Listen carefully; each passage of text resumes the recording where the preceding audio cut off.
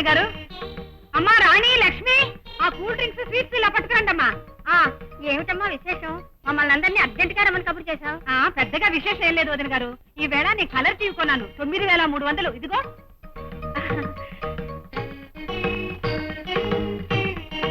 అరుణా, ఓసారి ఇలా రామ్మా. ఏమిటండి? రామ్మా, కూర్చో. రాణి, ఆ స్వీట్స్ ఇలా పట్టుకురామ్మా.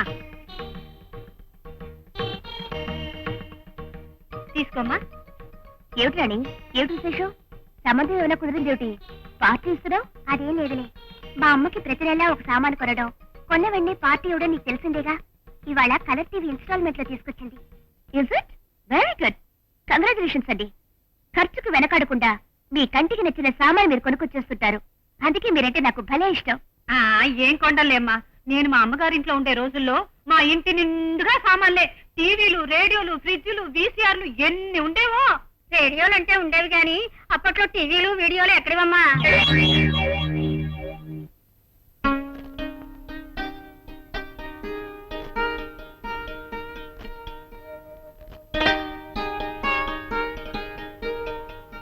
ఏమిటి అరుణ ఇంత ఆలస్యం అయింది? వచ్చి చాలా సేపయిందక్క. మధ్యలో వరలక్ష్మణ్ గారు చిన్న బ్రేక్ కొట్టించారు.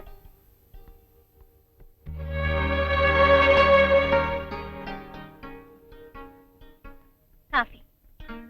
అది సరే, భారతం చదవడమే బుద్ధి తక్కువ అని చెప్తే అది ఇచ్చేసి ఇది తెచ్చుకున్నావా? అసలు ఈ రామాయణ భారతాలు చదవడం వల్ల ముఖ్యంగా ఆడవాళ్ళకి ఎంత ప్రమాదం జరుగుతుందో తెలుసా?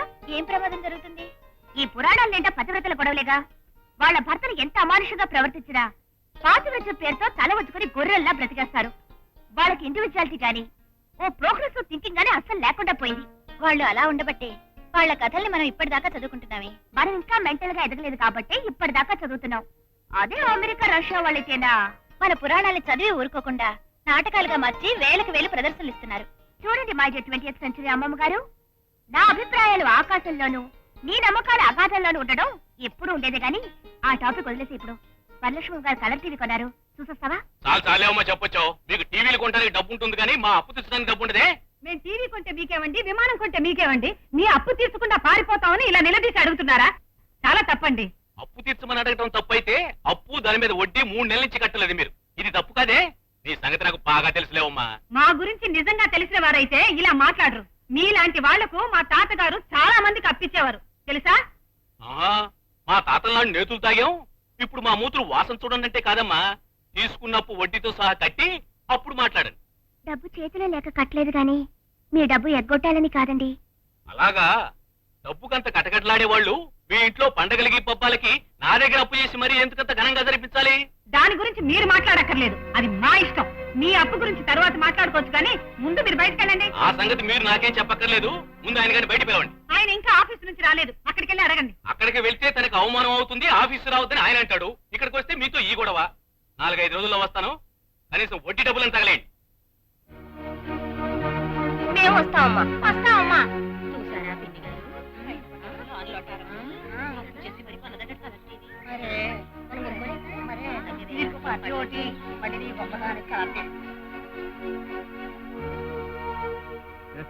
ఏమై వరం, ఈసారి నీ పంత నెగ్గించుకుని టీవీ కూడా తీసుకొచ్చేసావన్నమాట. వెరీ గుడ్, పిల్లలకి మంచి కాలక్షేపం. ఏకంగా కలర్ టీవీ కొనుక్కొచ్చేసానండి. ఇది లేటెస్ట్ మోడల్. నువ్వు మనస్సు పడి తీసుకొచ్చింది లేటెస్ట్ కాకపోతే క్రీస్తు పూర్వంది తీసుకొస్తావా? నీ టేస్ట్ నాకు తెలీదు. నాన్న, వెంకటరాజు గారు వచ్చి ఇప్పుడే అప్పు గురించి చాలా గొడవ చేసి వెళ్లారు. అలాగా? మనం వడ్డీ కూడా కట్టడం లేదని. జీతం అందింది కదమ్మా, కట్టేద్దాం. భలే వారే, అది చెప్పడం మీరు కట్టేస్తానడం బాగానే ఉంది. చీటి డబ్బులతో దీన్ని కొనుక్కొచ్చానండి. ఈ నెల నుంచి కరెక్ట్ గా 10 నెలలు వాయిదా కట్టేస్తే ఈసారి మన ఫ్రిడ్జ్ కొనుక్కోవచ్చు. కానీ వెంకటరాజు వచ్చి మళ్ళా గొడవ చేస్తే నలుగురు మధ్య బాగుండదేమో, కాస్త ఆలోచించు. వాడి గురించి ఎవరేమనుకుంటే మనకేమండి? మన ఇంట్లో ఈ మాత్రం వస్తువు అయినా లేకపోతే నలుగురు చెవు కోరుకుంటారో అది నేను భరించలేను, అంతే, వదిలేయండి.